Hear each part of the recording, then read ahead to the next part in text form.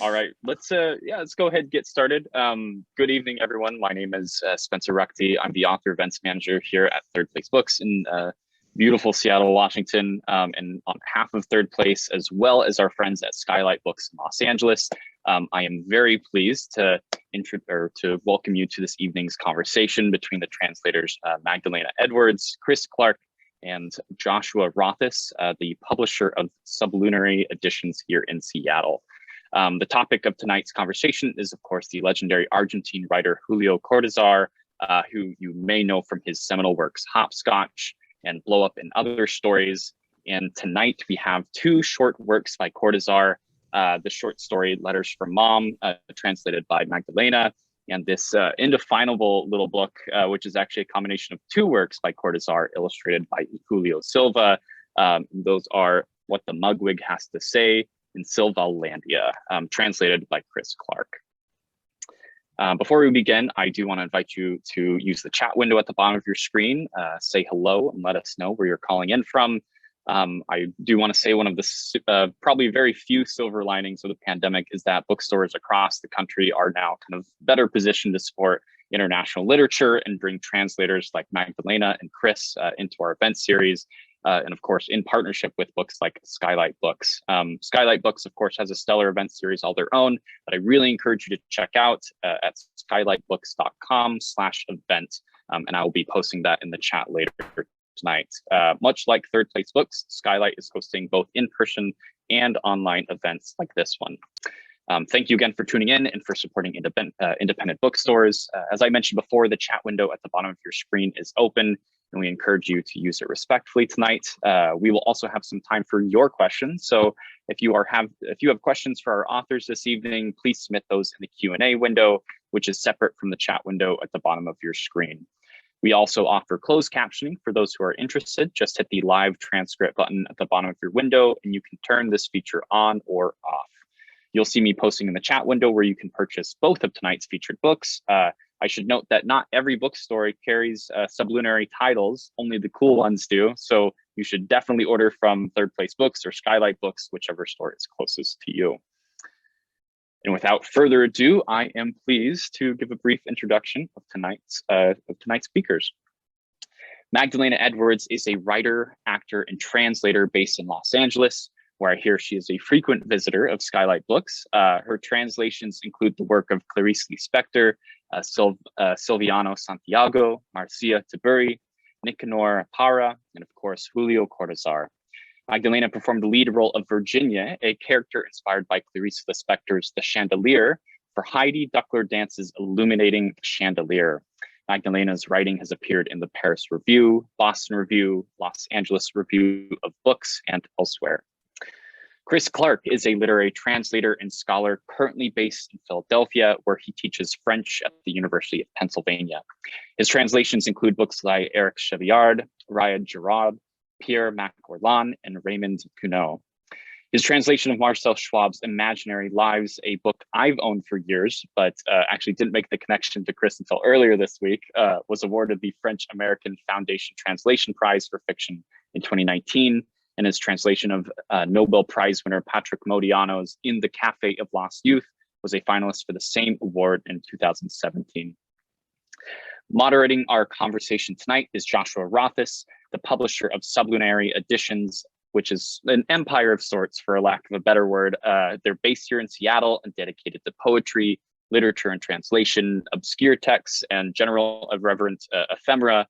And I will add that Sublunary Editions is actually named after a quote by Cortázar himself, in which he says, "Poetry is always sublunary." Josh is the author of several books, including We Later Cities, The Art of the Great Dictators, and An Unspecific Dog. And with that, I'm going to hand the floor to the three of you, Magdalena, Chris, and Josh. Welcome, and have at it. Thank you, Spencer. One small correction, we were actually named after the line in Murphy by Samuel Beckett, where he says the entire sublunary excrement will turn to civet, but the Cortazar is a much better story, which is why that's on the front page of our website rather than the Beckett. Thanks for being with us, everyone. So as Spencer said, I publish and edit Sublunary Editions. We are dedicated to whatever piques my interest at the moment, but we tend to gravitate towards small, indefinable works that have been overlooked for one reason or another, or be it their length or content or what have you. So it was always something I wanted to do to work with Cortázar's fiction. As I started really amassing my collection of his, I noted that there are a lot of works that are out of print. And he's actually, I wouldn't say under-translated, but he's less translated than I think he should be. So it was around probably the summer of 2020 at this point, that I had been looking in particular at a little story called Cartas De Mama, which was in the collection in Spanish, Las Armas, Secretas. Most of that collection, in fact, all but Cartas de Mama, was translated as part of Blow Up and Other Stories, which you'll know is probably the most famous book of Cortázar short stories in English. And I was really drawn to this story. It's a pretty long one. It actually has its own edition in Spanish as well. And I read Spanish just enough to know that it seemed pretty good. It didn't seem like something that would have been left out for any particular reason of quality. In fact, the more I researched, the more I realized this is one of his most beloved short stories. Around the same time, because this sort of happenstance seems to follow me around, that Chris emailed out of the blue and said, "Hey, I've got another pitch for you." We had just published the Eric Chevillard book, The Posthumous Works of Thomas Pilaster. And it was, as a matter of fact, for 2 books by Cortázar, and this time in conjunction with the artist Julio Silva. One in French, one in Spanish, but both documents of this very creatively fertile friendship. And it seemed at the moment that this was the time to maybe give it a try and see if we could find a way to work with Cortázar's estate and his agency in Barcelona, and it worked out. Not as smoothly as that. Chris and I will talk about that in a moment. But it is a great honor to be able to work on Cortázar's fiction. He is one of my absolute favorite writers. He's a top tier writer in my personal canon. So this is truly surreal to be sitting here introducing 2 of his books, 3 technically. So without further ado, Chris, we're going to start with Mugwig and Silvalandia. I am going to become your PowerPoint presentation as you read. We don't want to leave the other Julio out of this, so we're going to share some of the artwork that accompanies this book. Both paperback and hardcover are both full color, so don't worry about snagging the paperback. Got all the artistic goodness in there. So I'm going to get that up. Chris, do you want to get going into? All right. Yeah, I'll read a few from Mugwig first, and then a couple from Silvalandia, just so you can kind of hear the difference. They're separated by a little over 10 years, a little under 10 years, over. I'll start with a piece from what the Mugwig has to say called "And No, and No, and No." Mr. Silicosis is completely mad if he thinks that I am going to give him an ant. Truth be told, he is only asking for one, thinking he will manage to convince me through his modesty. But at first, on the afternoon of November 22nd, he was asking for many more. He wanted entire anthills, legions of ants, practically all the ants. He is mad. Not only will I not give him the ant, but I am inclined to parade before his house, carrying it with me to further incense him. What follows is the manner in which I will go about it. First, I will don my yellow tie And after having selected the most svelte and vivacious of my ants, I will let it loose so that it may stroll about upon my tie. In this way, the strolling will be a double stroll. Me strolling along outside Mr. Silicosis's house, and my aunt strolling along upon my tie. Did I say a double stroll? More accurately, an infinite array of strolls in a spiral. Because if the ant strolls upon my tie strolls along with me. The earth is strolling me along the ecliptic, which in turn is itself strolling the length of the galaxy, which strolls around Beta Centauri. And meanwhile, Mr. Silicosis, who believes himself to be stationary, will lean out from his balcony long enough to see my ant, each of its legs and antennae standing out perfectly on my yellow tie, which to him, the poor man, will take on the appearance of a flaming sword. He will begin to spit and sputter, macrame-like gobs flying from his nose and mouth, and his wife and daughters will rush to his side with smelling salts and stretch him out on the living room sofa. This living room, I know it only too well after so many evenings spent there drinking tepid tea in the company of that insect-coveting family.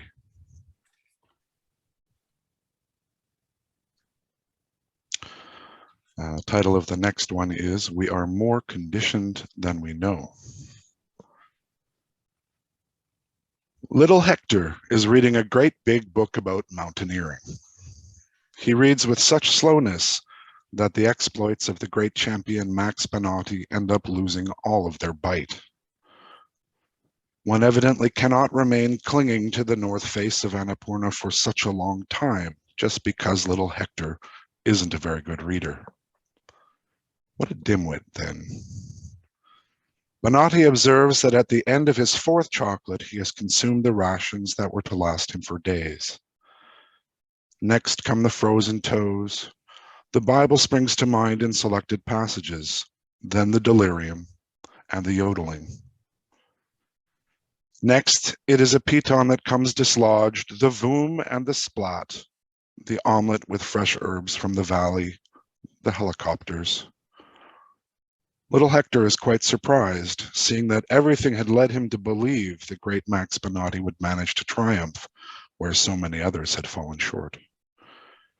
He is starting to have a fairly gloomy outlook on mountaineering novels. Perhaps, he thinks naively, I read it too quickly, and I missed the veritable reasons for such unfortunate amateurism. Even so, that Banotti, what a dimwit.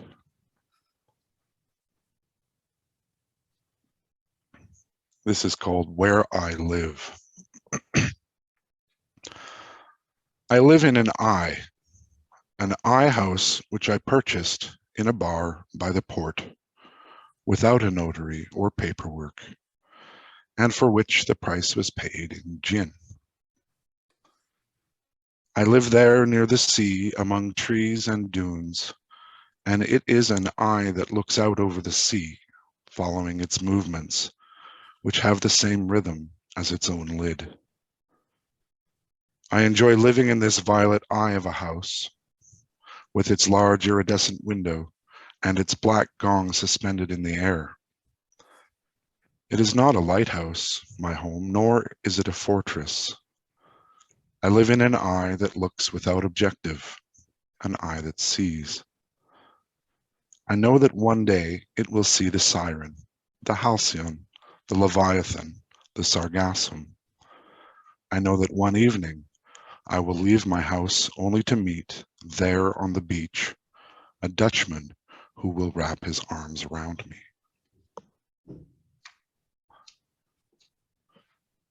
And I'll jump forward and read a couple of short ones from Silvalandia.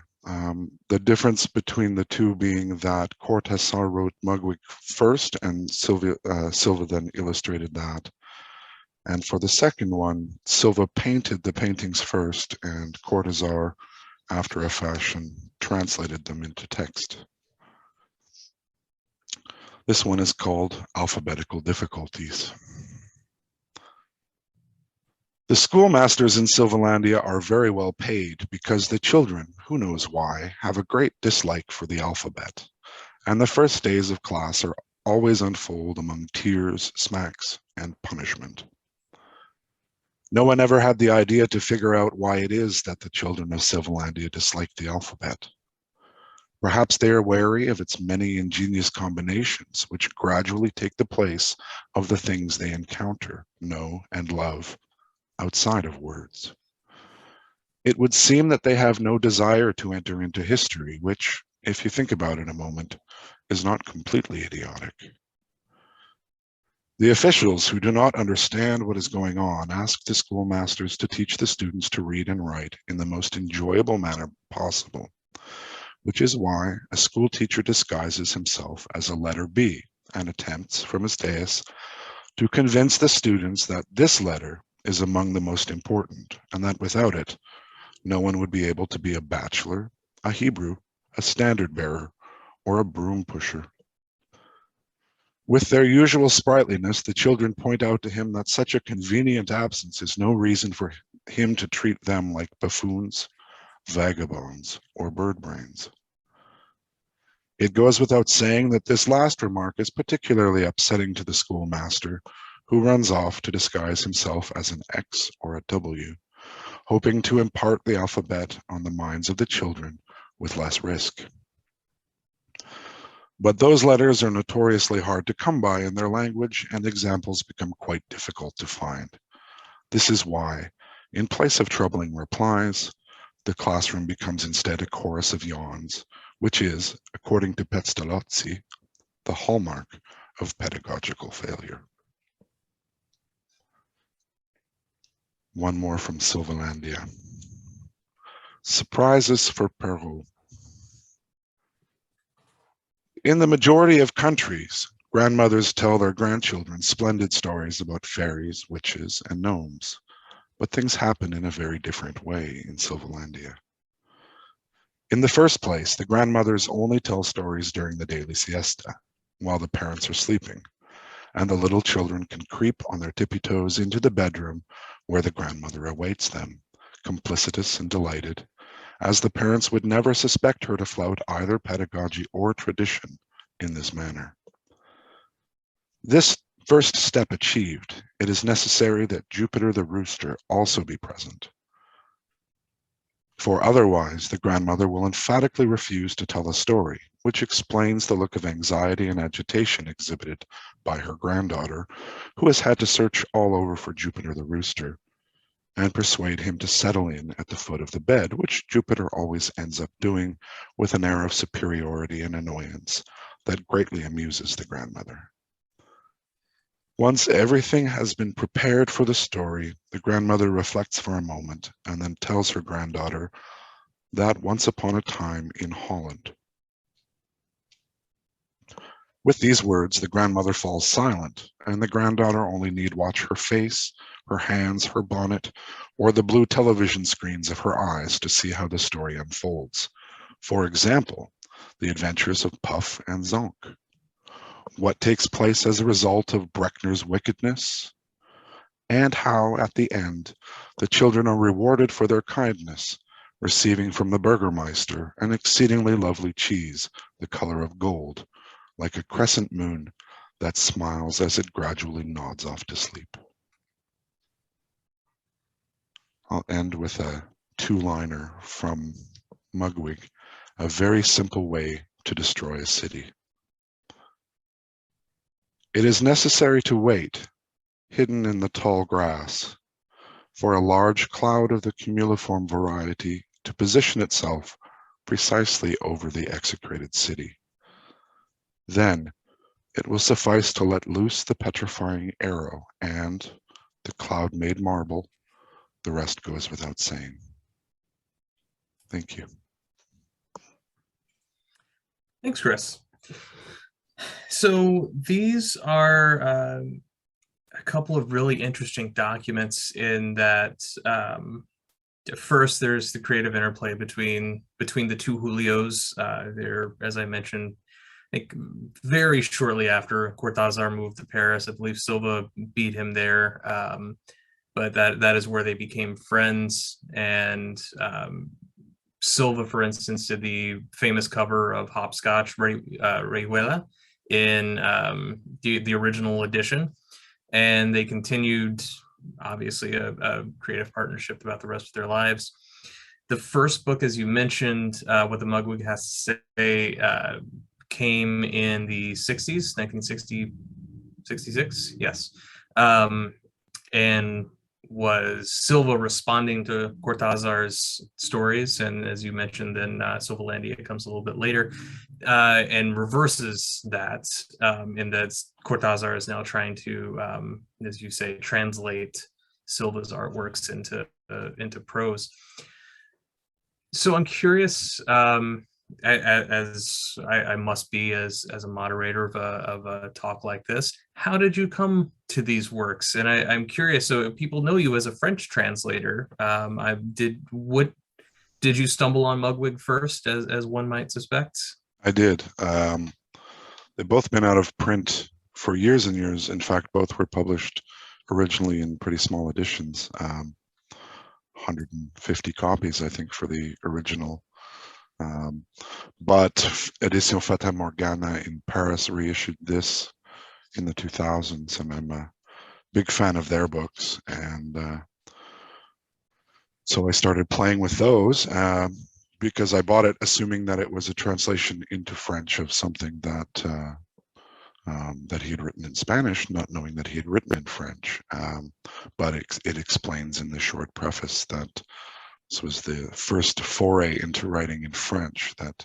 And he'd been in, I think Cortazar got to Paris in 51 and Silva in 55. So he's been there for about 15 years. But Cortazar was a French teacher in Argentina even before he went to Paris, and very good with French, English, and obviously Spanish. So I started with those, and before I could do anything with them, I had to find out the backstory.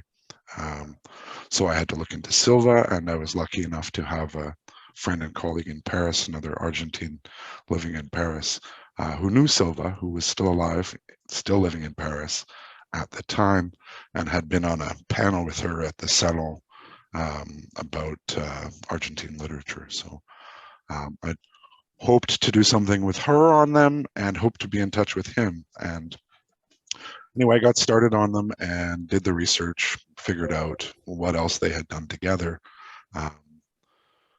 Silva also did a lot of the illustrations and photography for a 2-volume collection they did called Ultimo Round, which is kind of a big almanac style thing. And then all of that was reprinted later, including these ones, in a Spanish edition called Ultimo Combate, which they framed as, I haven't shown you this yet, but that edition comes with a boxing poster for the two of them. And they set it up as a staged battle between featherweight or pen weight and brush weight or pencil weight. It's very charming.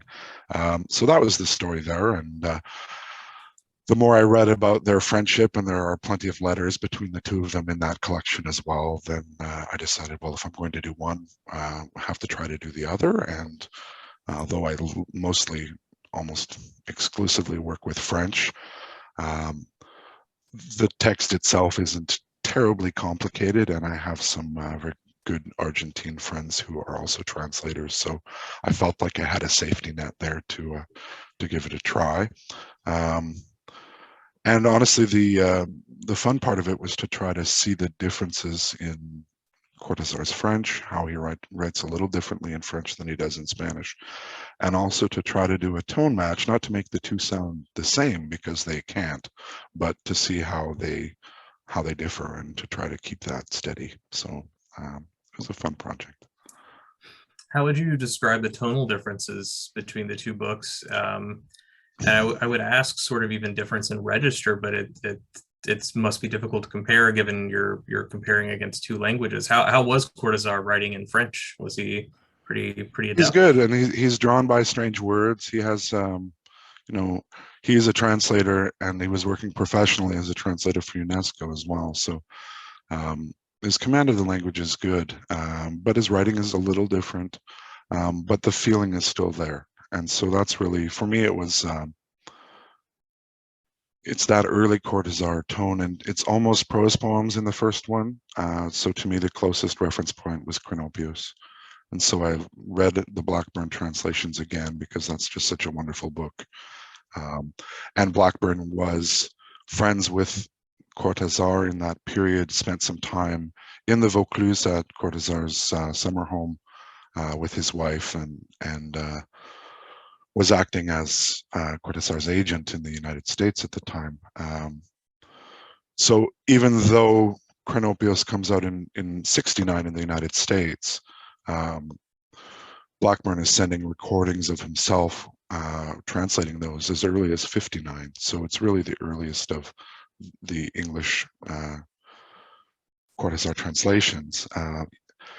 It's funny, I reread, the other thing that I read to get ready for it is there's a wonderful little 2-volume set of their correspondence that the Lost and Found Archive Project did at CUNY. And, you know, Paul's trying to figure out who's going to translate the winners, for example, and eventually they arranged for Elaine Kerrigan to translate it with Paul to kind of revise it and to communicate with Julio. And then Cortazar is responding that he's just finished Hopscotch and he's sending, you know, 100 heavily annotated pages at a time to the poor translator who's just trying to cut his teeth on this near impossible book, which for all of us is the legendary Gregory Rabassa, but for them it's Greg. We're going to send some more annotated pages to Greg. So for me, it was really Blackburn's Cortazar, and not specifically him, but specifically the Cronopios, these kind of meditative little pieces. The tone of the second book is quite different, and that same kind of matter-of-factness is there. But as you noted, Josh, in one of your emails, it seems like a kid's book when you first start reading it, but then some of the content and some of the, you realize that the vocabulary is not suitable to children, not that it's dirty, but that it's got that same kind of lofty love of words. So to me, that had to feel a little more like a children's book for adults. And so, especially with this playful quality where Silvalandia has kind of invented this world where all of his strange little creatures can play tricks on one another and try to draw the reader in to trick him as well and to get him to play with them. So that was kind of the feel for that one. There's still, don't want to push down on the register too much, because this almost philosophical quality and some of the vocabulary is just a little higher than a kid's book, but the form and the feeling of that playfulness has to be there as well.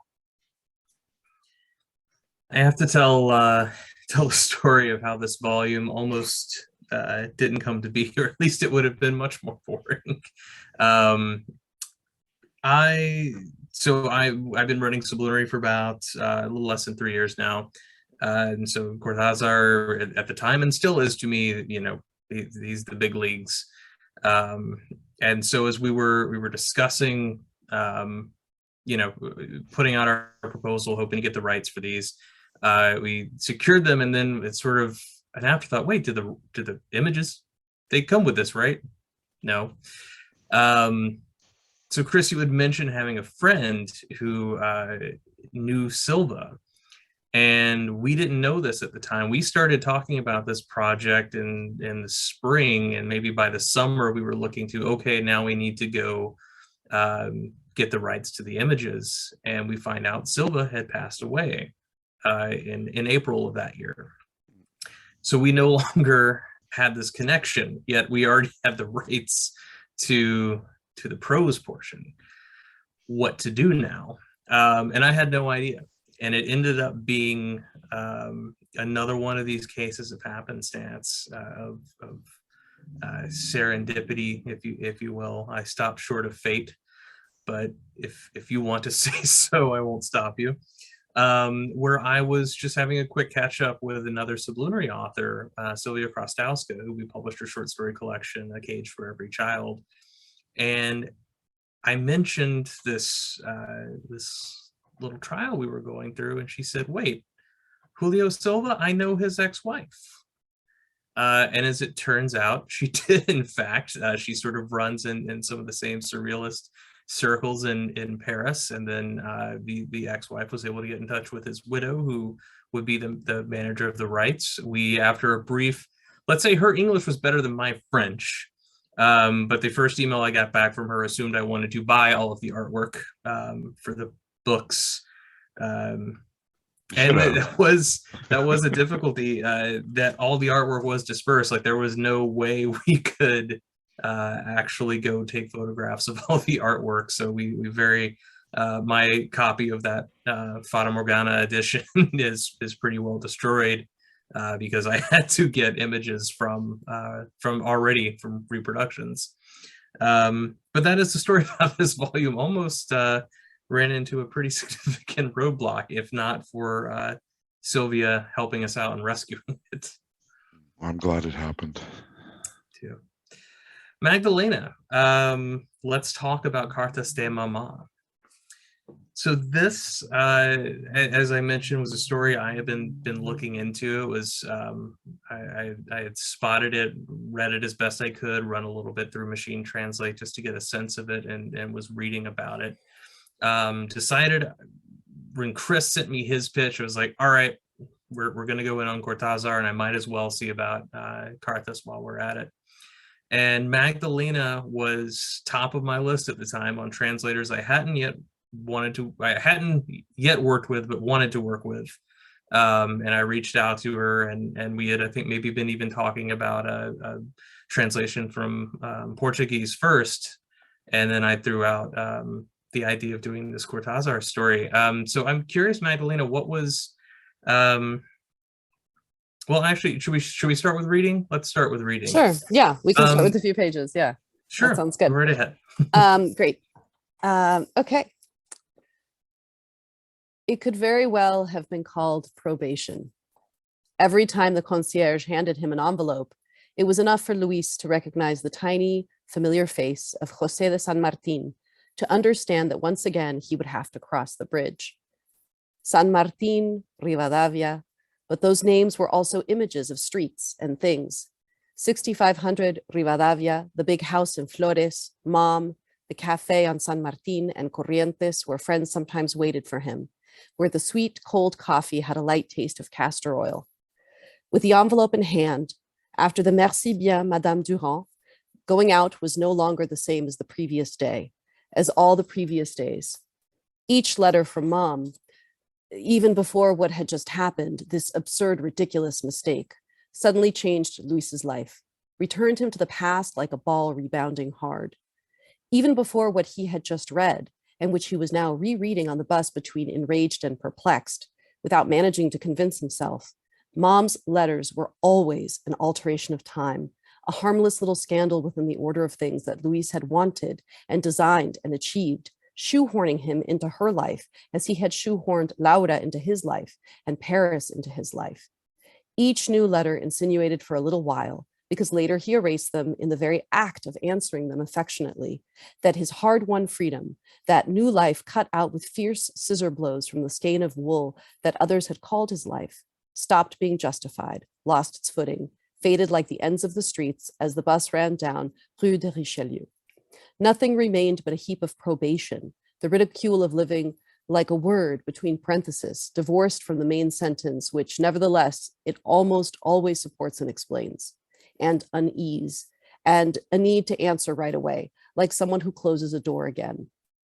That morning had been one of the many mornings when a letter from Mom arrived. He and Laura spoke little of the past, almost never about the big house in Flores. It isn't that Luis didn't like to remember Buenos Aires. Rather, it was about avoiding names, the people long since avoided, but the names, the true ghosts that are names, that persistent duration. One day he had dared to say to Laura, if the past could be torn up and thrown away like the draft of a letter or a book, but it's always there, staining the clean copy, and I think that's the real future. In fact, why shouldn't they talk about Buenos Aires, where their family lived, where friends from time to time decorated a postcard with loving phrases, and the rotogravure of La Nación with the sonnets of so many enthusiastic ladies, That feeling of having already read it, of what for. And every now and then, some cabinet crisis, some angry colonel, some magnificent boxer. Why shouldn't he talk about Buenos Aires with Laura? But she didn't go back to the old times either, only by chance in some conversation. And above all, when letters from mom arrived, she would drop a name or an image like coins taken out of circulation, objects from an expired world on the river's distant shore. Should I stop there? Or do you want me to keep going?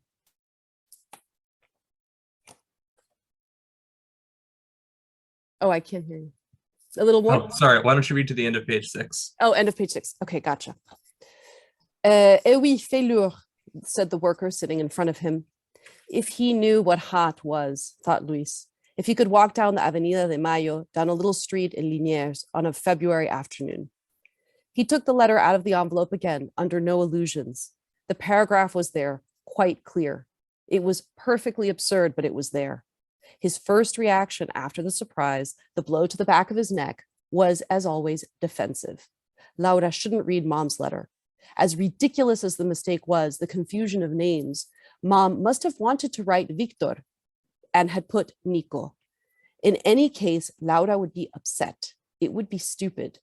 From time to time, letters get lost. If only this one had gone to the bottom of the sea. Now he would have to throw it into the office water closet. And of course, a few days later, Laura would be surprised. How strange. No letter from your mother has arrived.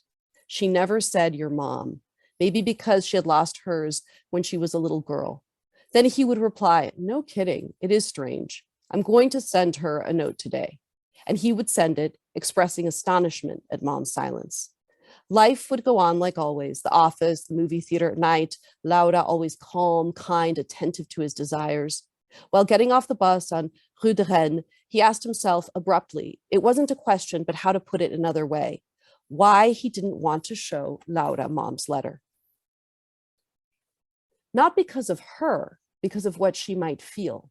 He didn't care much about what she might feel as long as she concealed it. He didn't care much about what she might feel as long as she concealed it?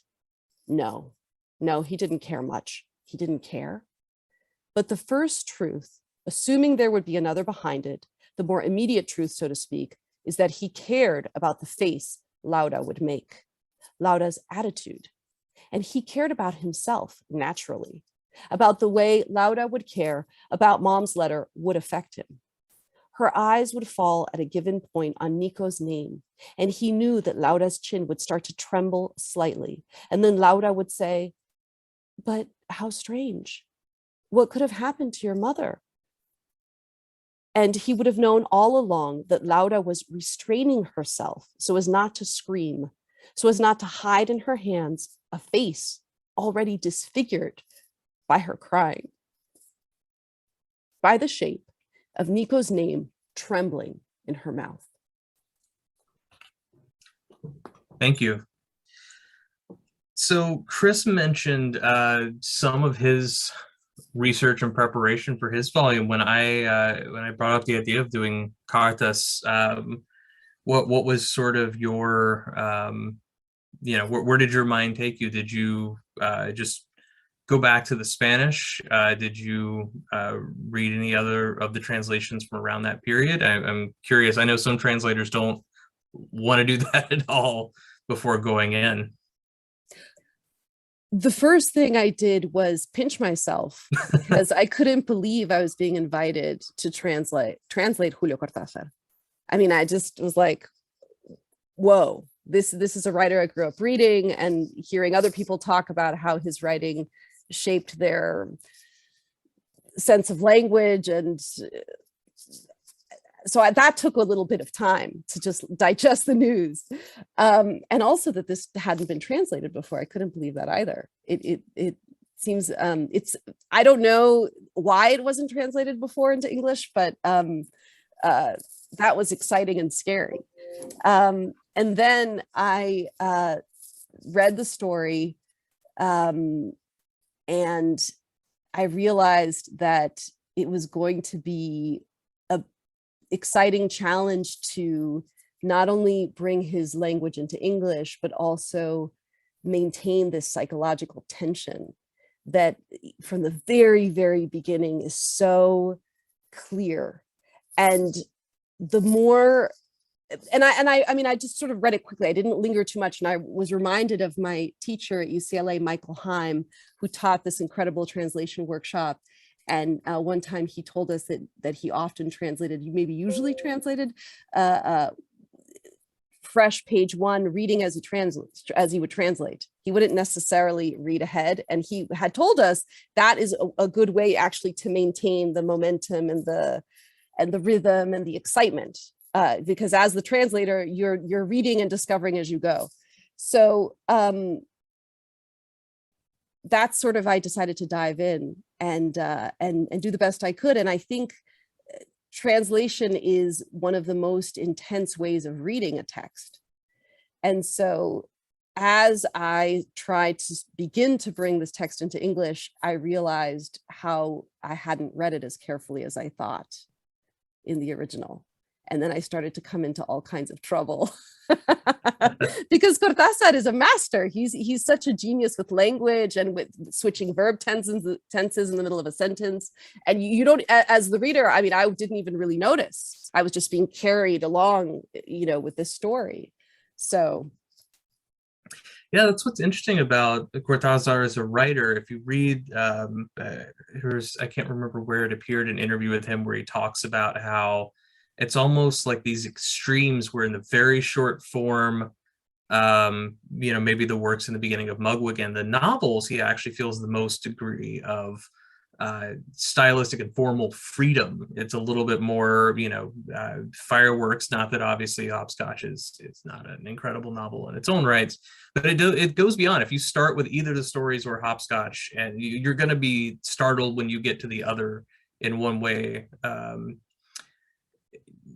shape, or form. And the stories, I think he always says, like, that's where I kind of have a fealty to this idea of the short story. Like, I am constructing this world. I am in ways that he sounds like he's talking about constructing a contraption, where he is, as you mentioned, he's using his verbal acumen, but not necessarily to wow you, and just these little subtle ways to build tension and shift moods and make you stop for a second and think, did I read that right? A word we both bandied about quite a bit in reading this story was cinematic. And I think that's true of a lot of the stories in Las Armas Secretas. And I don't say that just because Antonioni obviously famously did blow up. But I'm curious, as an actress, you reading this story and kind of, I'm curious how it read to you in terms of, these little things he's doing, almost like stage directions, or like, the tricks of the trade one does. Like we were creating suspense here, and I think he does it in such a subtle way. Yes, yeah. In this opening section, thinking about, and he does that when he talks about language too. He becomes very visual, so as if he were a word between parentheses, all of that. But I want to focus on Laura's face at the end, and how we really get this image of not only what her face looks like when the thing happens, but his sort of nightmare of what it could be, and he doesn't want it to be. And so this kind of this layering of the visual and this ability to give us both sort of reality and sort of dream or nightmare, and toggle us between them, and then sometimes blurring those, I think is really one of the very exciting things about this story. And I think it would be very cool for it to be turned into a film. I think you did a wonderful job with delaying the way the information just comes a bit at a time, where you think you're starting to clue into what's happening or what might happen, but you're not sure, and then you're not sure if it has. It's just a little bit at a time, and you've done a really wonderful job with it. Thank you. I think to your earlier point, Magdalena, this is another story. It reminds me a little of The Island at Noon, another one of his great stories. I can't remember for the life of me if that appears in All Fires the Fire or Blow Up. It's in one of those two. Someone tell me in the chat which one it is. But this sort of layering of reality, and not fantasy in any sort of imaginative sense, but I guess a fantasy created by someone in order to protect themselves from what they fear is happening around them. And I think that's very omnipresent without giving away too much. I think you came up with this line that the story is equal parts love triangle and ghost story. But I think it's a prime example of what he does best in stories like that, where fantasy is not an imaginative escapist realm. It is sort of the ball we curl into when our minds don't want to process what's happening around us. Absolutely. And I think this the ghosts, right? These ghosts, these names that are ghosts, or these ghosts that are names, and the absence of someone that then punctures your life through a letter or some other thing. Paris also as a setting, and Paris is such a strange, it's such a bizarre city filled with ghosts and cemeteries. But of course, here you have someone from Buenos Aires who has all of that kind of transported into his life. I also love that this story is about letters. And because I used to send many letters, I send them sometimes and sometimes I receive, but to get a piece of mail is so exciting. And it used to happen more often. And I love that this is a story about this object that has been very important for me. And I think we should go back to writing letters and sending them more. It's a device that Cortazar's used a few times too. So when you both mentioned that you were translating this, I hadn't read it before. And I thought of the letters from Mom that appear in Autonauts of the Cosmo Route, which just kind of intercut this travel diary of theirs. And those are a lot quirkier and a lot less dark and psychological. But it's clearly something that he enjoyed coming back to, because that's quite a few years later. Well, I think before Spencer gets to me, I'll do it myself, that we are running up against about 10 minutes left. So to give us a chance, Magdalena, you have a birthday dinner to get to after this. I do. If anyone has any questions, throw them in the chat and I will try to get them to our esteemed translator colleagues. Chris, I have a question for you quickly also. You said Sure. something about recordings. Did Blackburn send sound tapes. recordings? Cassette Really? tapes. Can you say a little Blackburn more? was notorious for recording everything. Robert Kelly's told me a little bit about this, and that a lot of the New York poetry scene from that period and the lead up to the St. Mark's Project came from Blackburn's role as a facilitator for starting up readings and inviting poets, but also for recording and documenting everything. So Cortazar writes back about going through each of these cassettes, and the first one that Blackburn sends to him, which has recordings of Cronopios plus readings from New York plus little bits of jazz and just all of this mashed together, Cortazar doesn't have a cassette player yet, and he has to go to an electronics store and listen to it there and jot down notes to be able to reply to this letter from Blackburn. I'm very curious to find out if these are still in an archive somewhere, but yeah, there's a lot of that. Him reading his poet, it's Blackburn walking around New York reading his own poems with traffic in the background and that sort of thing. And so there was a very oral component to their communication as well. Oh, imagine being in that Radio Shack.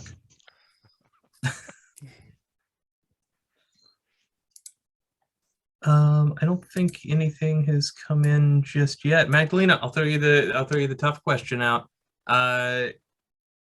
Cast this movie. Oh no. Well, first of all, I would set it not in Paris. I would translate. I think that would be fun to translate it into a different city. It could also be fun to have a couple different directors run with it and do it in their city, you know, and sort of do like a more loose kind of translation. And I think it was very interesting to translate this during the pandemic time, because so much of the story is about longing and about leaving something behind that you can't quite cut yourself off from. So I'm not answering your question. I don't want to say who I'm going to cast, but who would be one of the directors you'd want to see run with it? Let's see. I think that it would be great to see, someone like Tarantino do it. It would also be great to see someone like Pablo Larraín. And I think that, I don't know, resurrect some dead directors and throw them into the mix, or have young directors channel a director that they really admire, and run with that. I think that would be cool too. Eric in the chat writes, for you, Magdalena, what was it like to translate Cortázar? Did you dream about him or think about him a lot? Do you imagine the person you're translating as a living person in your life? How much did you, I guess, feel that you were in conversation with him as part of this? I definitely think translation is a collaborative experience with the original author, and I didn't dream about him per se, but I did have strange experiences in my own life that began to sort of mirror this. I'm going to leave it there, but it's something that I'm going to write about at some point. Yeah. I look forward to that translation ships column. Thank you. Yeah. Those of you who don't know, Magdalena writes a column at Hopscotch Translation. Google them, look it up. Chris is involved with that project as well. So by all means, if you're interested in translated literature, give that a look. Oh, and Eric in the chat says that perhaps those tapes are at UCSD, the Blackburn tapes. That would be amazing. I'll find out. Yeah, I would love to listen to those tapes. The Blackburn mix tapes. We'll remix those over some lost Jay Dilla beats and we'll in the market. It's a very small market, but we will quarter. All right. Anything else folks want to throw out in the chat? Otherwise, I will turn it back over to Spencer for a few parting words. I was going to say, it looks like we actually have 2 questions in the Q&A field. It might be buried. Do I not see that on my? Oh, there is a Q&A. Sorry, everyone. Philip writes, Chris, I love the way you rendered the title into English. Can you speak a little bit about how those words became what the Mugwig has to say? I didn't want to attempt to pronounce the title, but I'll let you and your.